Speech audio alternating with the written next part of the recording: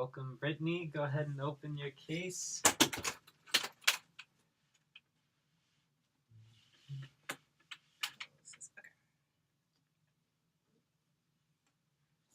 I guess I could have done this before. That's all right. Yeah, you can sit down to.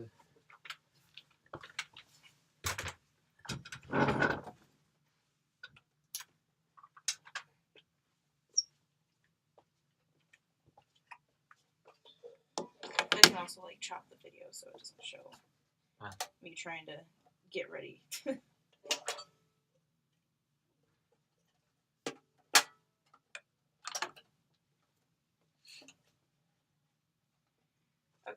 Do you want me to sit? Oh no, you could say standing. Okay, cool. So, do you know what these are called? These are the pegs. Pegs? Yes. Okay. And these are the fine tuners down here. Okay. So the tuning pegs tune the note larger than the fine tuning pegs would, or the fine tuners. That's what they're called. Okay. So let's work on just getting the violin into the correct position. So you hold it with your left hand, like that, yeah. And you have your feet together.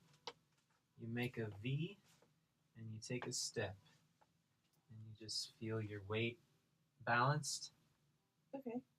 And then we do what's called the Statue of Liberty. So you keep it in your left hand, hold it up, and swing it around under your neck. And it's actually going to rest on your collarbone here. So not too far out, because then you'll have trouble with the bowing, but more towards the center like that. Okay. Yeah. Can you try that a couple times? Just feet together and resting. And you can actually tuck it under your, yeah, like that. Just a good resting position for your kids. Okay. Okay. So now make a V, take a step. Statue of Liberty. Underneath. There you go. Good. And you want the scroll to kind of be lined up with your nose. And it's a balance between holding it with the left hand and feeling the support resting on your collarbone. Okay. Cool. Have you learned to hold the bow? Yeah. Let's see that. Okay. Which one was yours? Ah, This one. Yeah. Okay.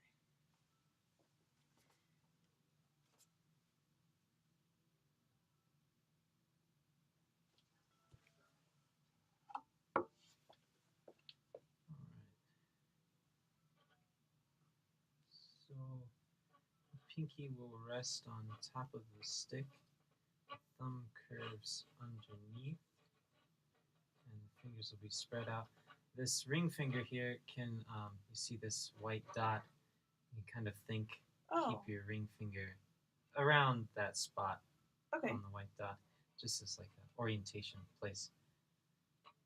Yeah. Everything's relaxed. This is good. I like how your shoulder or your elbow is down. David Daly was having some troubles with this, but one exercise you can do with your kids is squeeze it as tight as you can. So like this would be a 5, level 5, and then just do 5 to 1, 5, 4, 3, 2, 1. Completely relaxed. So you have your 5, very tight, but we don't want. And then 4, 3, 2, 1. Just so your kids can feel the tightness and the release, I suppose. Okay. That's cool. Yeah. Okay. So have you rosined your bow? Let's go ahead and not today. let's do that. Yeah. So go ahead and set your violin down. We want to rosin our bow pretty much before every time we play. That's your rosin. Okay.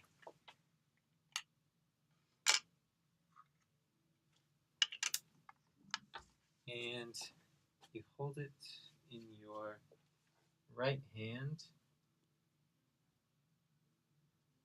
And it's good to keep your thumb over this part here, because Okay. a lot of kids will, when they start to put it on, they'll hit that, and eventually it chips the entire thing Okay. and cracks the whole rosin. So make sure they keep their thumbs over. And you want to just apply an even layer all the way.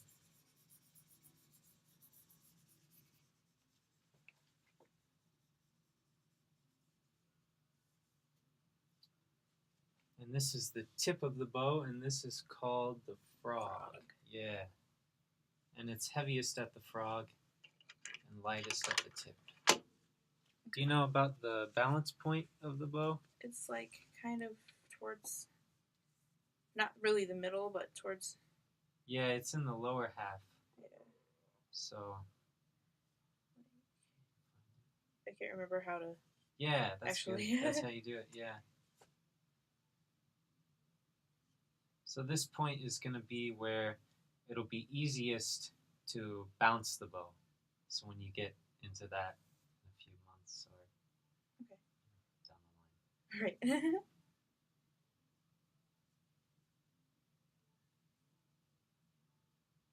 And you want to make sure that your bow isn't too tight.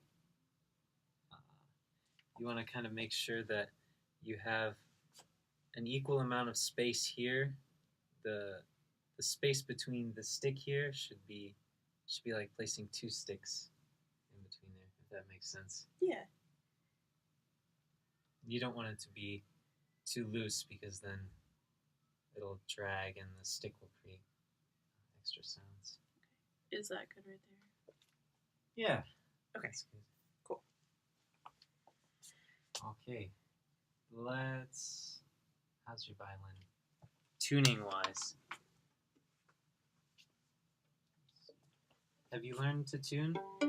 Kind of. Yeah. I had a bad experience trying to. I had one of the strings pop, so. Oh, jeez. I'm kind of scared to do it. I'm not gonna lie to you. It takes many months, if not years, to figure out how to do it. So, if you're teaching a middle school orchestra, you'll be tuning lots of instruments, so you'll get lots of practice. But we tune to the A, 440 or 441.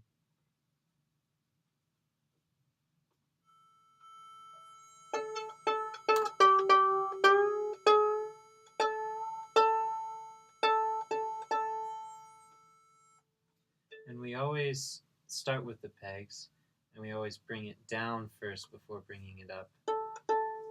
Okay.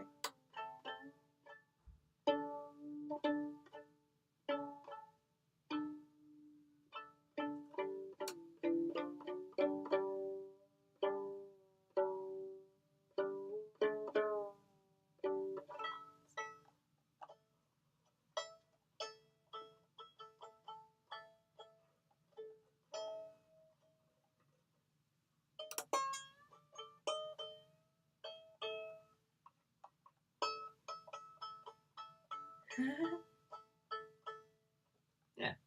Okay. There you go. Thank you. So let's just work on drawing the bow across the open strings. Do you know the 4 strings of the violin? We start with G, and then it's a fifth above that to D, A, and E. So let's start on the D string here. And you can actually, for now, just place your thumb right there so you can have better control over the stick. Okay. And everything, it's more like they're hanging off of the stick. Okay. Yeah. So just try from the frog to the tip, pulling the bow down and back up.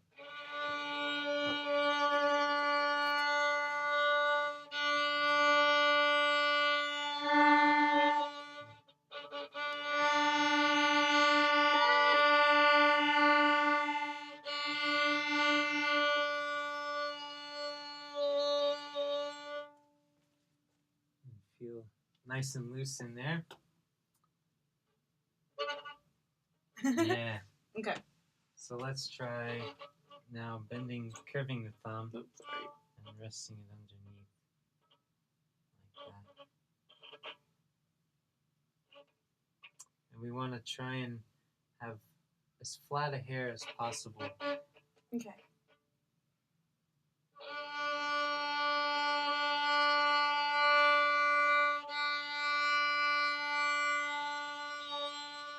One thing I forgot to mention, after we do all of this, it's best to practice bringing the bow in from above in a circular motion.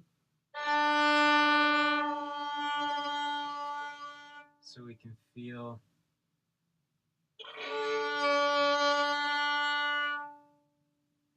so at this point right here, I notice you have your elbow up.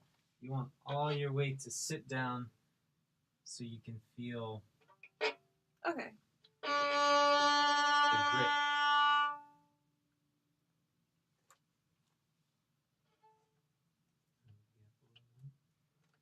Yeah. So try a few down bows. Pinky on top. Let's just get your bow hand. Nice curved thumb. Curve it. Yeah. Alright. Now from above. Boom.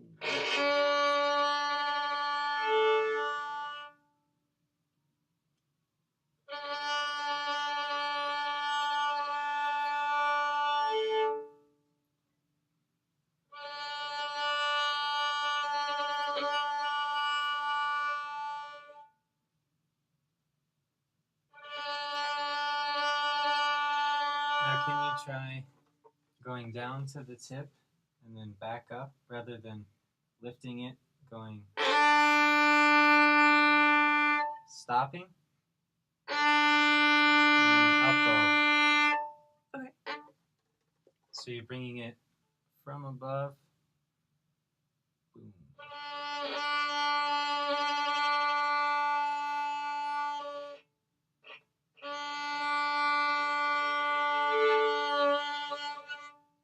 Yeah. How's your goose egg doing? Oh, it's okay. Good. It just hurts. We're cool. So what instrument do you play? What's your primary instrument? Clarinet. Clarinet. Okay. So I don't really have a lot of experience with strings. Wow. At all. Yeah. Like I've taught myself to play guitar, but other than that, yeah, nothing professional. it's a different ball game. Yep. Let's see. Well, we can try. You can divide the bow into many different ways. You can actually have a piece of tape here so that students know just exactly where the half of the bow is. So we call this part the lower half, and this is the upper half here. So let's try stopping our bow in the middle. And then back up. So we come around, fingers are over the stick. Remember, this is touching the white dot right there. And the pinky curves. Sorry. No. It took me years to even begin to understand the bow hold. So this thumb is going to be curved. Like curved like that? Yeah. So it can rest in between these two. This little space here is where it's going to rest.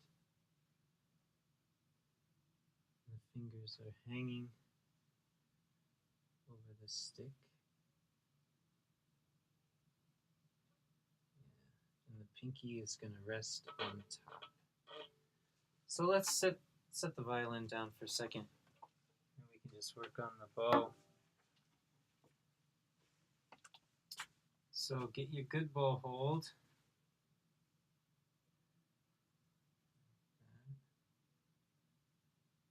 And you can practice putting it out in front of you and just going kind of like the windshield wiper thing. And can you get it That way too? Oh, sorry. Oh, that's okay. Yeah.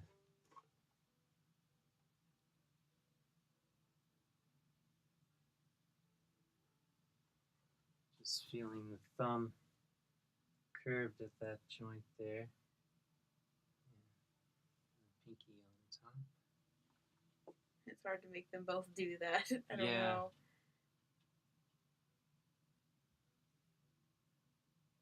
And you can practice tapping your first finger, second finger, third, pinky, thumb. Can't really, because it's supporting. But Okay. practice those things just to feel the contact with the stick.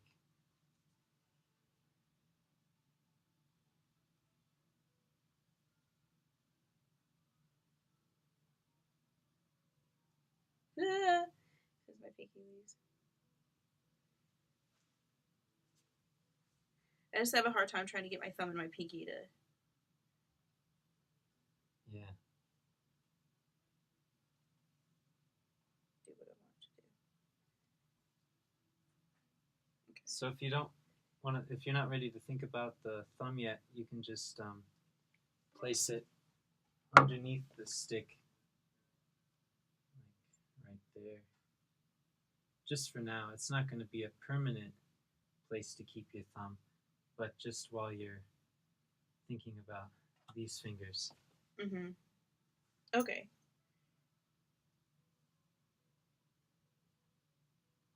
That feels so much more comfortable. Why is that not a thing? Yeah. I feel like I have a lot more control of the bow that way. Definitely. Yeah. I wish that was a thing. Oh well. It is for beginners. That works. Yeah. Okay. Let's see. Do you have any questions, things you're trying to... I guess the one problem that I am having a lot is when I am playing with the bow, and I have a problem going from the A string down to like F sharp. Like that is the one part that I have serious issues. I'm trying to remember what number it was in here. This one. For some reason, I mean, like, I already know, but, like, I just can't, like, my fingers on the violin, I can't get them to memorize where they're supposed to go. Mm-hmm. Like, I just have a hard time, like, spreading my fingers out to make that.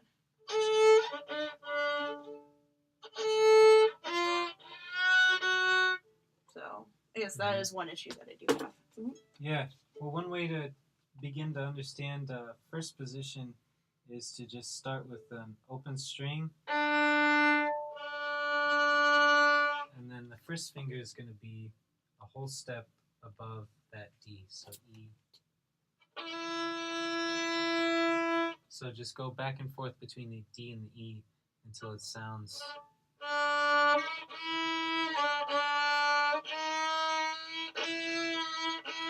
Yeah, so it's right about there. Okay. And then the second finger is going to be either F natural or F sharp.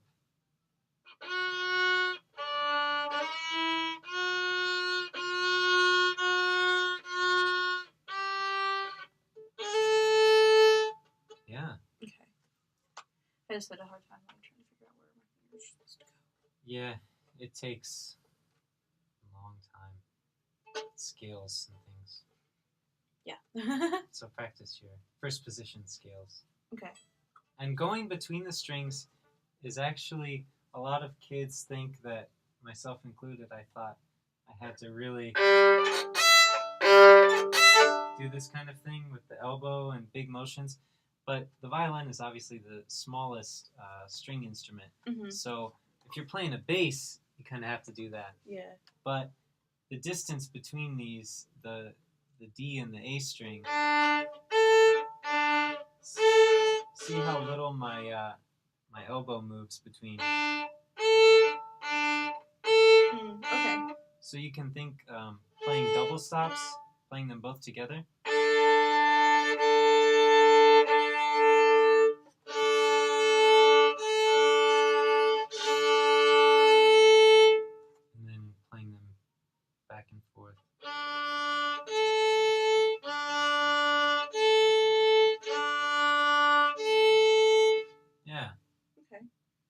That helps a lot. Like trying to feel.